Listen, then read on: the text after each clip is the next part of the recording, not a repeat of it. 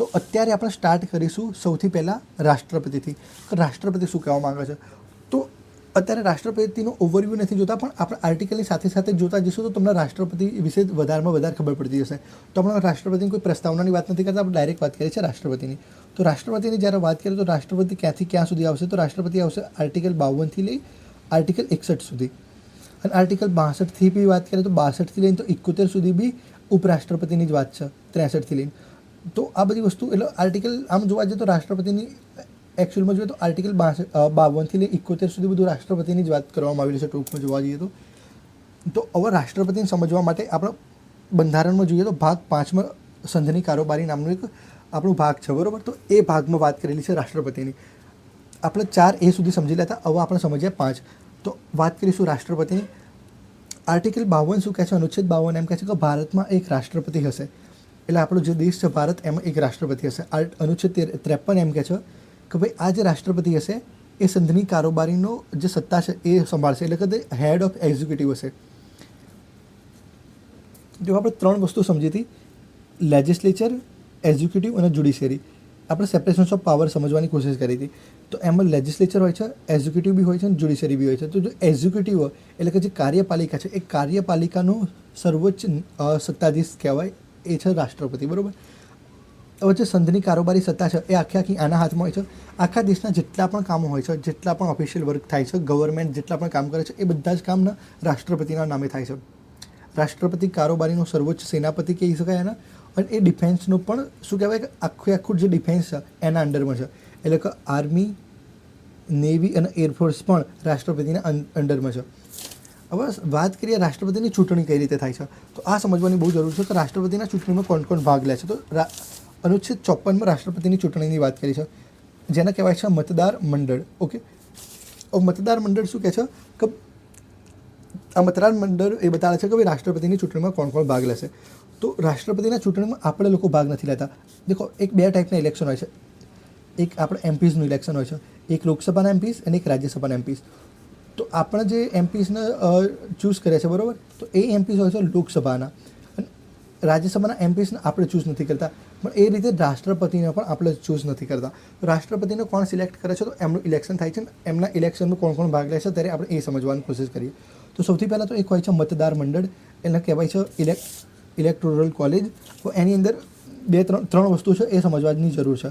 સૌથી પહેલાં રાષ્ટ્રપતિની ચૂંટણીમાં ભાગ લેશે બધા જ મેમ્બર ઓફ પાર્લામેન્ટ, પણ એવા મેમ્બર ઓફ પાર્લામેન્ટ કે જે ઇલેક્ટેડ છે, એટલે કે જેમની ચૂંટણી થઈ છે એવા જ મેમ્બર ઓફ પાર્લામેન્ટ ભાગ લેશે. તો તમને બી લાગતું હશે કે એવા કયા મેમ્બર ઓફ પાર્લામેન્ટ હોય કે જેમની ચૂંટણી નથી થઈ. તો એવા 2 મેમ્બર ઓફ પાર્લામેન્ટ હોય છે જેને કહેવાય છે એંગ્લો ઇન્ડિયન. હવે ક્વેશ્ચન એ થશે કે એંગ્લો ઇન્ડિયન એટલે શું, તો એ બી સમજાવીશું. અને એવા બીજા 12 હોય છે રાજ્યસભામાં કે જેને રાષ્ટ્રપતિ નિયુક્ત કરે છે. જો તમે અમિતાભ બચ્ચન ઓળખાતા હોય તો અમિતાભ બચ્ચનની જે વાઇફ છે, બરાબર, એની વાઇફને જોવા જઈએ તો એનું કોઈ ઇલેક્શન નથી થયું, એને આ 12માંથી સીટ મળેલી છે. તો એ જ રીતે એવા ઘણા બધા લોકો હશે, ટોટલ 12 લોકો હશે કે જે લોકોને રાષ્ટ્રપતિ આ રીતે ઇલેક્ટ કરે છે એમની રીતે, બરાબર ને. આમ સિલેક્ટ કરી લેશે કે ભાઈ તમે લોકો આવો ને રાજ્યસભાની શોભા વધારો. એટલે કે એવા લોકો કે જે દેશમાં કોઈક મહત્ત્વનું યોગદાન આપતા હોય તો એવા લોકો અહીંયા આવીને રાજ્યસભાના મેમ્બર બને છે, બરાબર. અને એંગ્લો ઇન્ડિયનની વાત કરીએ તો એંગ્લો ઇન્ડિયન એવા હોય છે, માન લો આ યુરોપ છે ને આ ઇન્ડિયા છે, બરાબર. તો યુરોપથી કોઈ વ્યક્તિ ઇન્ડિયામાં આવ્યો અને એ ઇન્ડિયામાં આવીને કોઈ સ્ત્રી સાથે લગ્ન કરે છે અને એનાથી એને કોઈ બાળક પેદા થાય છે, તો એ બાળક બની જશે એંગ્લો ઇન્ડિયન. તો એવા લોકોને પણ આપણે શું કરીએ છીએ કે ભાઈ 2 સીટો આલી દઈએ છે. તો રાષ્ટ્રપતિનામાં શું સમજીએ આપણે, એક તો એમપી ભાગ લેશે. કેટલા એમપી? બધા જ એમપી જે ઇલેક્ટેડ હશે, એટલે જેની ચૂંટણીથી હશે. પણ એવા એમપી ભાગ નહીં લે કે જે કોણ ભાગ નહીં લે, ટોટલ આપણા આ 12 અને ઉપરવાળા 2, તો ટોટલી કેટલા 14 લોકો ભાગ નહીં લે.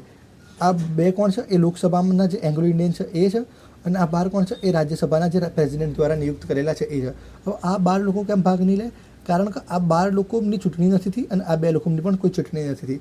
અને આ 14 લોકોમાં રાષ્ટ્રપતિએ જ નિયુક્ત કરેલા છે. તો માન લો કે રાષ્ટ્રપતિ ફરીથી ચૂંટણીમાં ઊભો રહેશે, તો આ 12 જે 14 લોકો છે એ તો રાષ્ટ્રપતિને વોટ આપવાના, એટલા માટે આ લોકો ઇલેક્શનમાં ભાગ નથી લેતા, બરાબર. એ સિવાય બીજા આપણા જે એમએલએસ છે એ બધા જ એમએલએસ ભાગ લે છે. ખાલી જે એક એંગ્લો ઇન્ડિયન હોય છે એ ભાગ નથી લેતો. અને આના સિવાય દિલ્હી અને પોંડુચેરીના જેટલા બી એમએલએસ છે એ દરેક લોકો ભાગ લેશે. તો આટલા લોકો રાષ્ટ્રપતિની ચૂંટણીમાં ભાગ લે છે.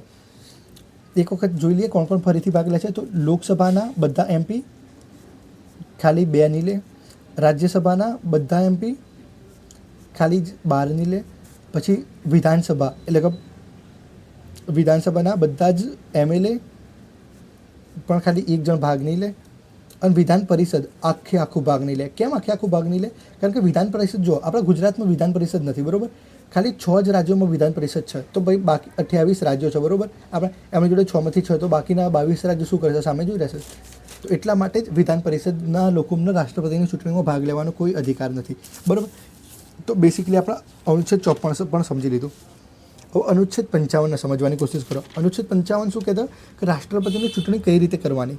દેખો 54 એ કહેતું હતું કે ચૂંટણીમાં ભાગ કોણ કોણ લેશે, અને 55 એમ કહે છે કે ભાઈ ચૂંટણીમાં એટલે કે ચૂંટણી પદ્ધતિ કઈ હશે.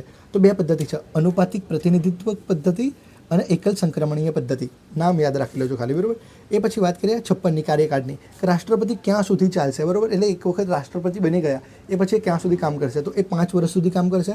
હવે માની લો કે ભાઈ 5 વર્ષ એના પૂરા થઈ ગયા, બટ બીજો રાષ્ટ્રપતિ હજુ 1 કે 2 મહિના પછી આવવાનો. તો જ્યાં સુધી નવો રાષ્ટ્રપતિ નહીં આવે ત્યાં સુધી પણ એનું કામ કરશે. જો બેકગ્રાઉન્ડમાં અવાજ આવતો હોય તો બહુ સાંભળતા નહીં, ઇગ્નોર કરજો.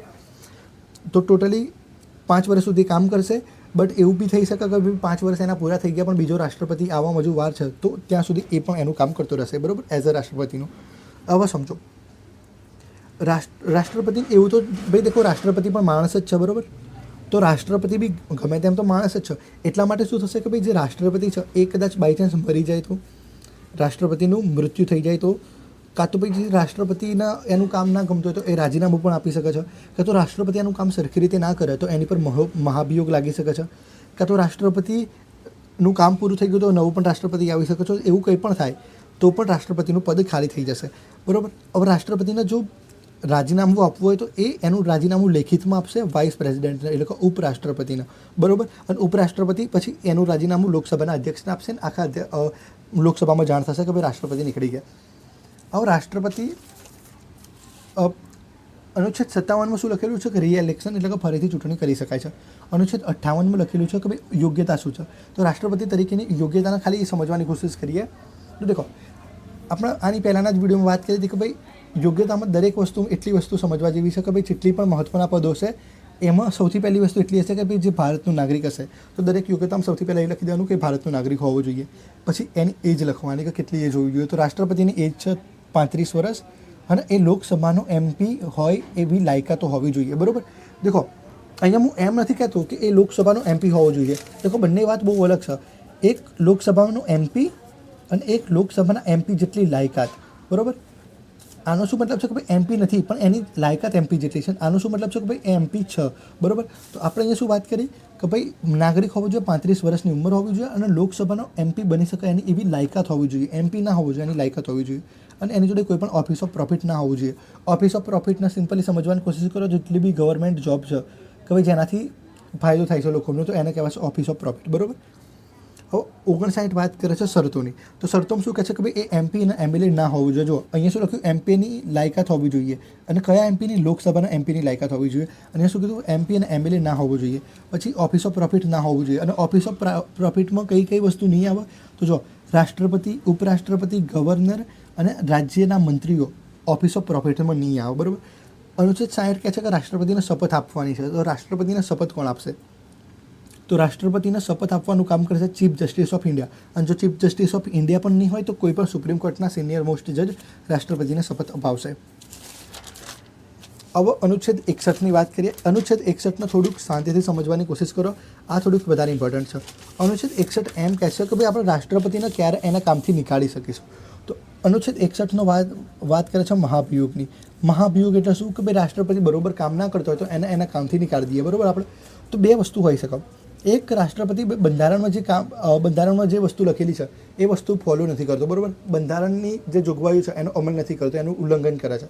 તો શું કરીશું? આપણે રાષ્ટ્રપતિ નીકાળી દઈશું. કાં તો પછી શું કરશે કે ક્યારે તો રાષ્ટ્રપતિ કોઈ વિદેશી રાજ્યના ઇન્ફ્લુઅન્સમાં આવી જશે, બરાબર. ભાઈ ચાઇના જોડે બહુ કોન્ટેક્ટ બનાવે છે, કાં તો પાકિસ્તાન જોડે બહુ કોન્ટેક્ટ બનાવે છે. તો એવા રાષ્ટ્રપતિની પણ આપણે જરૂર નથી. તો એવા રાષ્ટ્રપતિને બી આપણે નીકાળી દઈશું.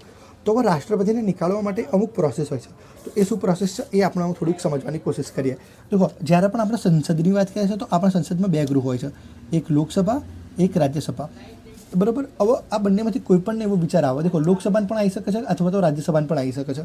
તો બંનેમાંથી જેને પણ એવો વિચાર આવે કે ભાઈ રાષ્ટ્રપતિ આવી રીતે કામ કરે છે, યોગ્ય રીતે કામ કરતો નથી, તો રાષ્ટ્રપતિને હવે નીકાળવો પડશે. તો જેના બી રાષ્ટ્રપતિ નીકાળવો હોય, લોકસભા નીકાળવો તો બી, રાજ્યસભા નીકાળવો તો બી, પણ આપણે એવું માની ચાલે કે અત્યારે રાષ્ટ્રપતિ રાજ્યસભાવાળાને નીકાળવો હોય. તો રાજ્યસભાવાળાને જેમ રાષ્ટ્રપતિ નીકાળવો હોય તો એમને એક મોશન સ્ટાર્ટ કરવું પડશે, કાં તો એમને એક પ્રસ્તાવ સ્ટાર્ટ કરવો પડશે. 1/4 લોકો એ પ્રસ્તાવમાં હા પાડવા જોઈએ કે ભાઈ ચલો રાષ્ટ્રપતિ નીકાળી દઈએ એમ કરીને, બરાબર. 1/4 લોકો શું કહે કે ભાઈ ચલો રાષ્ટ્રપતિ નીકાળવા માટે આપણે પ્રસ્તાવ આપી દઈએ, આપણે હા પાડી દઈએ રાષ્ટ્રપતિ નીકાળવા માટે. હવે શું કરશે કે આ લોકો રાજ્યસભામાં કોણ બેસશે? રાજ્યસભામાં બેસશે ચેરમેન. એટલું યાદ રાખજો. રાજ્યસભામાં બેસશે સભાપતિ અને અહીંયા બેસશે અધ્યક્ષ. તો રાજ્યસભાના જે સભાપતિ છે એ સભાપતિના લોકો ઇન્ફોર્મ કરશે. પછી સભાપતિ શું કરશે કે ભાઈ 14 દિવસની નોટિસ આપશે. 14 દિવસની નોટિસ કોને આપશે? રાષ્ટ્રપતિને આપશે. શું કહીને આપશે કે ભાઈ અમે તમારે નીકાળવાનું કામગીરીને સ્ટાર્ટ કરીએ છીએ એ રીતે, બરાબર. હવે શું થશે કે આ લોકો એમના ગૃહમાં 2/3 મેજોરિટીથી એ વસ્તુનો પાસ કરાવશે કે ભાઈ રાષ્ટ્રપતિને આપણે નીકાળી દઈએ. જેમ જ 2/3 આ ગૃહમાં પાસ થઈ ગયું એ પછી જશે આ વસ્તુ બીજા ગૃહમાં. હવે રાજ્યસભામાં તો પાસ થઈ ગયું કે ભાઈ રાષ્ટ્રપતિ નીકાળી દઈએ. હવે વાત કરીએ કોની? હવે વાત કરીએ લોકસભાની. હવે વસ્તુ જશે લોકસભા જોડે. હવે લોકસભા જોડે શું પાવર છે? તો જે બીજા ગૃહ જોડે વસ્તુ જશે આ રાષ્ટ્રપતિ નીકાળવાવાળી, તો એ શું કરશે? હવે આવા ઠરાવનો પાસ કરતાં પહેલાં એ રાષ્ટ્રપતિને બોલાવશે. તો હવે લોકસભા અને એની સામે રહ્યું રાષ્ટ્રપતિ. હવે લોકસભા રાષ્ટ્રપતિને સવાલો પૂછશે અને રાષ્ટ્રપતિ એ સવાલના જવાબ આપશે. હવે લોકસભા રાષ્ટ્રપતિને એમ પૂછશે કે ભાઈ કેમ રાજ્યસભાવાળા તમને નીકાળવા માટે પ્રયાસ કરી રહ્યા છે, બરાબર. તો રાષ્ટ્રપતિ એને સફાઈમાં આપશે કે ભાઈ દેખો મારા કંઈ ચાઇના જોડે કંઈ પ્રોબ્લેમ નથી ભાઈ, એ તો એમના મારું કામ છે એટલે જિંગપિંગ આવ્યો તો હું એમને મળવા ગયો તો એ રીતે, બરાબર. યા તો પછી પાકિસ્તાન જોડે ભાઈ હું જે કામ કરતો હતો એ ઓફિશિયલી કોન્ટ્રાક્ટનું કામ હતું જે ભારત સરકાર દ્વારા મૂકવામાં આવ્યું હતું, એવું કંઈક પણ વસ્તુ હોઈ શકે. કાં તો એ એની સફાઈમાં કહી શકે ભાઈ દેખો બંધારણમાં જેટલી બી વસ્તુ લખેલી છે એ દરેક વસ્તુનું હું પાલન કરું છું, કાં તો એ એની સફાઈ મૂકવાની કોશિશ કરશે. હવે જો લોકસભાવાળાને એવું લાગે કે ભાઈ રાષ્ટ્રપતિ સાચો છે તો એ વસ્તુનો પાસ નહીં કરે, એટલે કે ઇમ્પીચમેન્ટની પ્રક્રિયા, મહાભિયોગની પ્રક્રિયામાં પાસ નહીં કરે. બટ લોકસભાને પણ એવું લાગે છે, બરાબર, કે ભાઈ રાષ્ટ્રપતિ છે એ ખરેખર ચાઇનીઝ દેશના અથવા તો પાકિસ્તાનના બહેકાવામાં આવી ગયો છે અને બંધારણનું ઉલ્લંઘન કરે છે અથવા તો ખાલી એકલા બંધારણનું ઉલ્લંઘન કરે છે. તો આવા ટાઈમે શું થશે કે ભાઈ આ લોકો પણ અહીંયાથી પાસ કરી દેશે. જેમ જ લોકસભા અહીંયાથી પાસ કરશે તો રાષ્ટ્રપતિ નીકળી ગયો, બરાબર. એટલે કે રાષ્ટ્રપતિનું મહાભિયોગ સંપન્ન થઈ ગયું. બટ તમારી જાણકારી માટે કહી દો કે આજ સુધી ક્યારે પણ મહાભિયોગ લાગ્યું નથી. કેમ નથી લાગ્યું એની વાત આપણે થોડુંક આગળ કરીશું. હવે માની લો પ્રોસેસ સમજી લીધા. હવે દેખો સિમ્પલી પ્રોસેસનો સમજવા માટે આ જોઈ લો. સૌથી પહેલાં સ્ટાર્ટ કરવાનું છે. હવે કોઈ પણ ગૃહમાં સ્ટાર્ટ કરીએ, બરાબર. લોકસભામાં બી સ્ટાર્ટ કરી શકાય, રાજ્યસભામાં બી સ્ટાર્ટ કરી શકાય. લોકસભા કે રાજ્યસભા જેમાં બી સ્ટાર્ટ કરવું હોય 1/4ની પ્રસ્તાવના જોઈશું કે 1/4 લોકો એમનામાં આવવા જોઈએ, બરાબર. 1/4 લોકોનો સપોર્ટ હશે, ટેકો હશે તો પછી એ વસ્તુ ચાલશે. પછી 14 દિવસની નોટિસ ઇસ્યુ કરશે રાષ્ટ્રપતિને. પછી જે ગૃહમાં પ્રસ્તાવ મૂકવામાં આવેલો હોય આવો એ ગૃહ 2/3થી પાસ કરી દેશે. એ ગૃહમાં પારિત થાય એ પછી બીજા ગૃહમાં જશે. બીજા ગૃહમાં રાષ્ટ્રપતિ સામે આવશે, રાષ્ટ્રપતિ જોડે સવાલો જવાબ થશે, બરાબર. જેમ કોર્ટમાં આ દરેક વસ્તુ પૂછવામાં આવે કે ભાઈ તમે ખૂન કર્યો, તમે મર્ડર કર્યું, કેમ નહીં કર્યું, શું કર્યું, કઈ રીતે કર્યું, તો એવી દરેક વસ્તુ, દરેક સવાલ જવાબ રાષ્ટ્રપતિ જોડે થશે. એમને પણ એવું લાગે છે કે ભાઈ રાષ્ટ્રપતિએ કંઈક મોટું કાંડ કરી દીધો તો એ લોકો પણ 2/3થી રાષ્ટ્રપતિને નીકાળી દેશે. તો આમ ટોટલી રાષ્ટ્રપતિ હટી ગયો, બરાબર. હવે સમજી લઈએ ઉપરાષ્ટ્રપતિ. દેખો ઉપરાષ્ટ્રપતિને સમજવું પણ બહુ જ આસાન છે. જે રીતે રાષ્ટ્રપતિ હતા એ રીતે ઉપરાષ્ટ્રપતિ, બરાબર. જો અનુચ્છેદ 62 શું કહે છે કે ભાઈ ચૂંટણીની સમય મર્યાદા, એટલે કે કેટલા ટાઈમમાં બીજી વખત ચૂંટણી કરી દેવાની રાષ્ટ્રપતિનું કામગીરી પતવામાં આવે તો કેટલા વખતમાં ચૂંટણી કરવાની. તો દેખો રાષ્ટ્રપતિને જેમ જ 5 વર્ષ પૂરા થવાના હોય ત્યાં સુધી, એટલે કે એના 5 વર્ષ માન લો કે આજે પૂરા થવાના છે તો ભાઈ આજ પહેલાં જ એવું કંઈક કરવાનું કે ભાઈ એ 5 વર્ષ પહેલાં એટલે એનું આજનું કામ પતી જાય એ પહેલાં નવા રાષ્ટ્રપતિ બની જવા જોઈએ. કાં તો બાય ચાન્સ દેખો હવે એનું મૃત્યુ થઈ ગયું, કાં તો એને રાજીનામું આપ્યું, એના પર મહાભિયોગ થઈ ગયો તો શું થશે કે ભાઈ જલ્દીમાં જલ્દી પણ 6 મહિનાની પહેલાં, એટલે કે બહુ સ્પીડમાં કામ કરવાનું પણ 6 મહિનાની પહેલાં તો આપણે નવો રાષ્ટ્રપતિ જોઈએ જ. અને જે પણ નવો રાષ્ટ્રપતિ બનશે એ 5 વર્ષ માટે કામ કરશે. આ બહુ ઇન્ટરેસ્ટિંગ વસ્તુ છે. દેખો જ્યારે હું વાત કરું છું લોકસભાની, માન લો કોઈ એમપી છે, બરાબર, તમારે ત્યાંનો. હવે એ એમપીની ડેથ થઈ ગઈ તો એની બદલે આવશે નવો એમપી, બરાબર. તો એ જે નવો એમપી આવશે ને, માની લો કે ભાઈ આ એમપીના 5 વર્ષ કામ કરવાનું, બરાબર. તો આ એમપીના 3 વર્ષ થયા ના ડેથ થઈ ગઈ તો આ જે નવો એમપી આવશે એને ખાલી 2 વર્ષ માટે જ આવશે, બરાબર. કારણ કે આખા લોકસભાનું એક સાથે વિસર્જન થાય છે એટલા માટે 2 વર્ષ માટે જ આવશે. બટ માની લો કે આ પ્રેસિડેન્ટ છે, બરાબર, એને 5 વર્ષ સુધી કામ કરવાનું છે, એ 3 વર્ષ પહેલાં જ મરી ગયો, બરાબર. તો એના જે હવે નવો પ્રેસિડેન્ટ આવશે ને એ નવો પ્રેસિડેન્ટ હવે ખાલી 2 વર્ષ કામ નહીં કરે, એ 5 વર્ષ કામ કરશે, કારણ કે રાષ્ટ્રપતિ કોઈનું એઠું નથી ખાતો. બસ એટલું યાદ રાખજો. એ પછી વાત કરીએ 63ની. અહીંયા હવે વાત કરીશું ઉપરાષ્ટ્રપતિની. એ પછી એના બંનેના પાવર સમજી લઈશું. તો ઉપરાષ્ટ્રપતિ કેમ લાવવામાં આવે? તો ઉપરાષ્ટ્રપતિ ખાલી એટલા માટે લાવવામાં આવે કે જ્યારે રાષ્ટ્રપતિ ના હોય તો ત્યારે રાષ્ટ્રપતિ તરીકે એટલે કે કાર્યવાહક રાષ્ટ્રપતિ તરીકે કોઈ કામ કરી શકે એટલા માટે. દેખો, અનુચ્છેદ 53માં મેં તમને એક વસ્તુ કીધી હતી કે ભાઈ આખા દેશનું બધું કામ પ્રેસિડેન્ટના નામે થશે, એટલે આખા દેશનો વ્યવહાર કોણ ચલાવશે? આખા દેશનો વ્યવહાર ચલાવશે રાષ્ટ્રપતિ. હવે માની લો કે રાષ્ટ્રપતિ જ નહીં હોય તો આખા દેશનું કામકાજ ઠપ થઈ જશે. તો આ કામકાજ ઠપ ના થઈ જાય એટલા માટે આપણે વાઇસ પ્રેસિડેન્ટ એટલે કે ઉપરાષ્ટ્રપતિને લાવીએ છીએ. હવે ઉપરાષ્ટ્રપતિ શું કરશે કે જ્યારે રાષ્ટ્રપતિ નહીં હોય ત્યારે રાષ્ટ્રપતિ તરીકેની ફરજો દર્શાવશે. આ રાષ્ટ્રપતિ છે, આ ઉપરાષ્ટ્રપતિ છે. તો જ્યારે પણ આ રાષ્ટ્રપતિ નહીં હોય ત્યારે આ માણસ આનું પદ લઈ લેશે. બટ જ્યાં સુધી આ છે તો ત્યાં સુધી આ માણસ શું કામ કરશે? આ માણસ કામ કરશે ચેરમેનનું, એટલે કે જે રાજ્યસભા છે એના સભાપતિ તરીકે આ માણસ કામ કરશે. બરાબર. તો અનુચ્છેદ 63માં વાત કરી છે કે ભાઈ ભારતમાં એક ઉપરાષ્ટ્રપતિ હશે, અને અનુચ્છેદ 64માં વાત કરી છે એ વ્યક્તિ સભાપતિ બનશે. જુઓ, આ પ્રેસિડેન્ટ, આ વાઇસ પ્રેસિડેન્ટનું શું કામ કે ભાઈ જ્યારે પ્રેસિડેન્ટ ના હોય ત્યારે એ પ્રેસિડેન્ટનું કામ કરે. બટ જ્યારે પ્રેસિડેન્ટ હોય ત્યારે વાઇસ પ્રેસિડેન્ટ નવરો તો નહીં બેસી રહે, તો એ નવરો ના બેસી રહે એટલા માટે એને રાજ્યસભાના સભાપતિનું કામ આપી દીધું. હવે તમે આખી રાજ્યસભાનું કંટ્રોલ કરો. બરાબર. તો ટૂંકમાં આનું કામ થઈ ગયું ભાઈ રાજ્યસભાના સભાપતિનું કામ. એટલે આ માણસ હવે કરશે સભાપતિનું કામ. હવે સમજો, આ પ્રેસિડેન્ટ છે, આ વાઇસ પ્રેસિડેન્ટ છે. પ્રેસિડેન્ટની સેલેરી હોય છે 5 લાખ રૂપિયા, વાઇસ પ્રેસિડેન્ટની સેલેરી હોય છે 4 લાખ રૂપિયા. અને આનું એકચ્યુઅલ કામ શું હોય છે? આનું એકચ્યુઅલ કામ આ સભાપતિનું કામ હોય છે. હવે આ સભાપતિ તરીકે કામ કરે છે. બરાબર. પણ જ્યારે પ્રેસિડેન્ટ નથી હોતો તો ત્યારે શું કરશે? આ માણસ બની જશે પ્રેસિડેન્ટ. તો પ્રેસિડેન્ટને શું સભાપતિ તરીકે કામ કરવાનું હશે? તો ના. તો એટલો મતલબ એ શું થયો કે ભાઈ જ્યારે વાઇસ પ્રેસિડેન્ટ એટલે કે જ્યારે ઉપરાષ્ટ્રપતિ પ્રેસિડેન્ટ બની ગયો એટલે કે રાષ્ટ્રપતિ બની ગયો ત્યારે એ આ વાળું કામનું પણ ત્યાગ કરી દેશે અને આ વાળા કામને નિષ્ઠાપૂર્વક ચલાવશે. તો જ્યારે આ વાળો માણસ આ વાળું કામ કરે છે તો એની સેલેરી કેટલી થઈ જશે? આ વાળી એટલે કે 5 લાખ રૂપિયા. બરાબર. અને આ 5 લાખ રૂપિયા વર્ષના નહીં, મહિનાના છે. એટલે મહિનાના 4 લાખ રૂપિયા, અહીંયા મહિનાના 5 લાખ રૂપિયા. બરાબર. એ પછી વાત કરીએ અનુચ્છેદ 65 શું કહે છે કે ભાઈ રાષ્ટ્રપતિની અનુપસ્થિતિમાં. એટલે મેં એ જ વાત કરી કે ભાઈ જ્યારે રાષ્ટ્રપતિ નહીં હોય ત્યારે વાઇસ પ્રેસિડેન્ટ રાષ્ટ્રપતિ બની જશે, એટલે કે ઉપરાષ્ટ્રપતિ રાષ્ટ્રપતિ બની જશે. પણ એ રાષ્ટ્રપતિ કેવા હશે? પેલું કાર્યવાહક રાષ્ટ્રપતિ હોય ને, તાત્કાલિક રાષ્ટ્રપતિ એ ટાઈપના. બરાબર ને? એટલે એક રાજા બહાર જતો હોય તો એના સેનાપતિને આખું રાજ્ય આપી દે એ રીતે. 66 શું વાત કરે છે કે ભાઈ ચૂંટણી કઈ રીતે કરવાની? તો દેખો, સેમ ટુ સેમ પ્રોસેસ છે. અનુપાતિક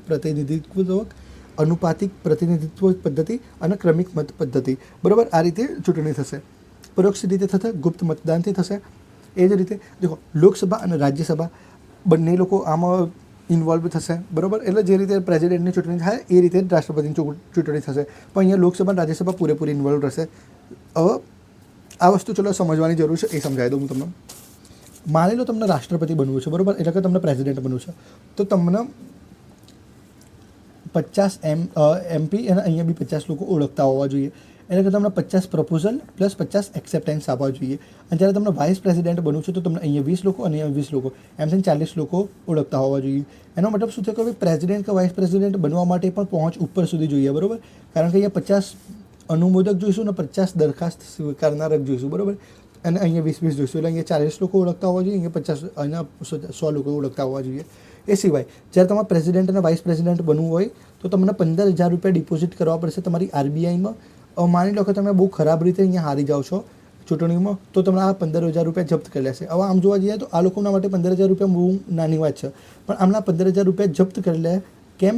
કારણ કે આમને બહુ ઓછા વોટ મળ્યા, તો આમના માટે બહુ આમ અસન્માનજનક વાત કહેવાય. બરાબર ને? એટલા માટે આ વસ્તુ ઇન્ટરેસ્ટિંગ છે. તો આ પૈસાનું ઉપર તમારે યાદ રાખવું જોઈએ. આ લખશો તો તમને સામેવાળાને બી ઇન્ટરેસ્ટિંગ લાગશે. કોઈ ચલો થોડુંક ડિટેલમાં કર્યું.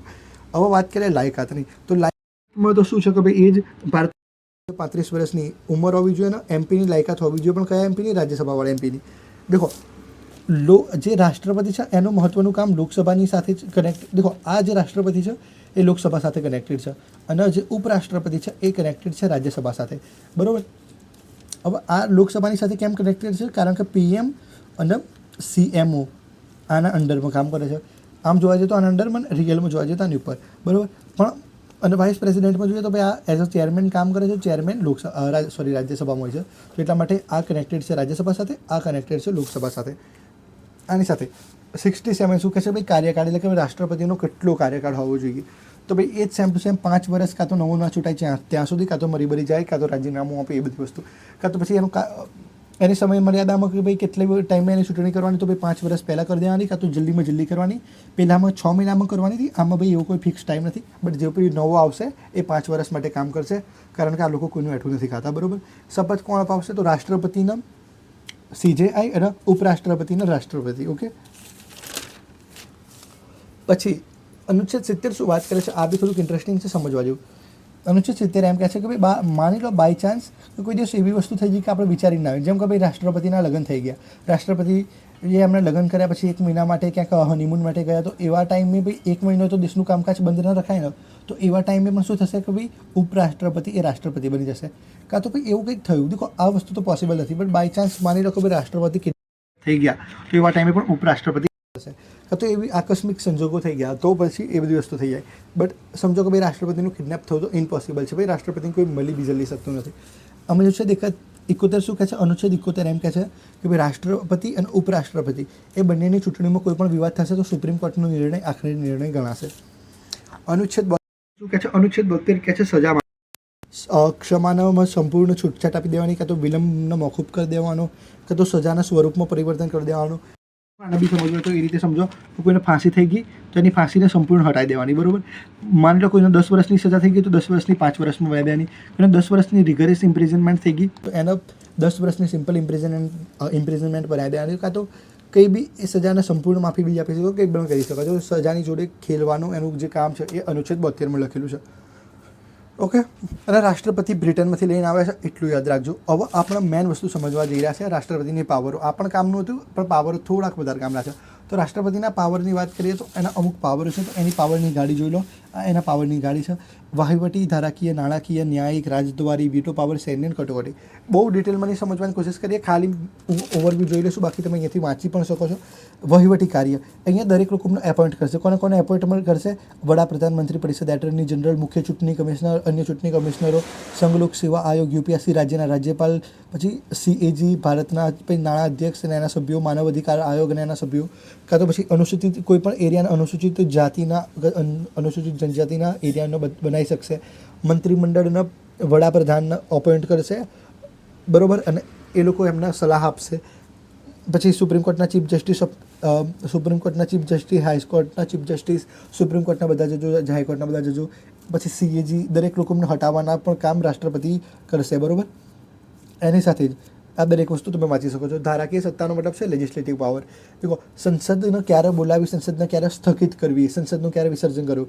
ભાઈ દેખો, માની લો આપણી કોલેજ છે, બરાબર, તો આપણી કોલેજમાં આપણને કોઈ કહેવાવાળું તો જોઈએ ને કે કોલેજ ક્યારે સ્ટાર્ટ થશે, ક્યારે બંધ થશે. તો એ જ રીતે સંસદ ક્યારે ચાલુ થશે, સંસદ ક્યારે બંધ થશે, એ દરેક વસ્તુ રાષ્ટ્રપતિ કહેશે, બરાબર ને. રાષ્ટ્રપતિ દેખો, સંસદમાં 545 લોકો છે, બરાબર, અને પેલી બાજુમાં રાજ્યસભાની વાત કરીએ તો 245. તો આ 700 લોકોને શું કરશે રાષ્ટ્રપતિ? એના ઘરે લેટર મોકલશે કે ભાઈ આવી જાઓ, ભાઈ આપણે સંસદની કાર્યવાહી સ્ટાર્ટ કરીએ છીએ. અને પછી પતી જશે સંસદની કાર્યવાહી, જ્યારે બંધ કરશે તો રાષ્ટ્રપતિ ફરીથી કહેશે કે ભાઈ જતા રહો, કામગીરી બંધ કરવાની છે. તો જતા રહેવાનો મતલબ છે કે ભાઈ તમે તમારા એરિયામાં જઈને, કાં તો તમે તમારા ક્ષેત્રમાં જઈને તમે જે વિકાસના કામો કરવાના હોય તે ત્યાં જઈને કરો, બરાબર. ગુજરાતની વાત કરો, 26 લોકો ગુજરાતમાં છે. 2 લોકસભાની વાત કરી દીધી, જો 2 એંગ્લો ઇન્ડિયનની નિમણૂક કરશે, રાજ્યસભામાં 12 લોકોને નિમણૂક કરશે, સાહિત્ય, વિજ્ઞાન, કલા, સમાજ સેવાથી જોડાયેલા, બરાબર. પછી કોઈ પણ બિલ હોય, દેખો એક વિડીયો બનાવ્યો તો કાયદાનો, આપણે વિડીયો જોતા રહો તો આવી વસ્તુ તો ઇઝીલી થઈ જશે કે ભાઈ કાયદો કઈ રીતે બને. તો પહેલાં તો બિલ હોય, બિલ બંને જગ્યાથી પાસ થાય, પછી એક્ટ બને, બરાબર એનો. તો એ રીતે રાષ્ટ્રપતિમાં બનાવી શકાય. એમાં પણ આપણે વાત કરી હતી ઓર્ડિનન્સની, કે ભાઈ ઓર્ડિનન્સનો શું મતલબ છે? તો ઓર્ડિનન્સનો એ મતલબ છે કે ભાઈ જ્યારે લોકસભા પણ નથી, રાજ્યસભા પણ નથી, અહીંયા વાંચી લેજો, લોકસભા અને રાજ્યસભા બંનેમાંથી કોઈ પણ નથી, તો ત્યારે રાષ્ટ્રપતિ મંત્રીમંડળ અને પ્રધાનમંત્રીની સલાહથી ઓર્ડિનન્સ બહાર પાડશે, એટલે કે જાતે કાયદો બનાવી દેશે, બરાબર. અને પછી એ કાયદાને 1 મહિનાની અંદર, કાં તો જે પહેલાં 6 અઠવાડિયા હોય એની અંદર આપણે લોકસભામાંથી પાસ કરાવવું પડશે. પછી નાણાકીય સત્તાઓ, તો નાણાકીય સત્તાઓમાં જો સંચિત નિધિમાં પૈસા નાખવાના છે, પૈસા નીકાળવાના છે, કેટલા પૈસા કોને જોઈએ છે, એ દરેક વસ્તુમાં રાષ્ટ્રપતિની સહીની જરૂર પડશે. કોઈને ગ્રાન્ટ આપી છે, દરેક વસ્તુની ઇમ્પોર્ટન્સ છે રાષ્ટ્રપતિ જોડે, કે રાષ્ટ્રપતિને કહીને જેમાંથી પૈસા ઉપાડી શકાશે.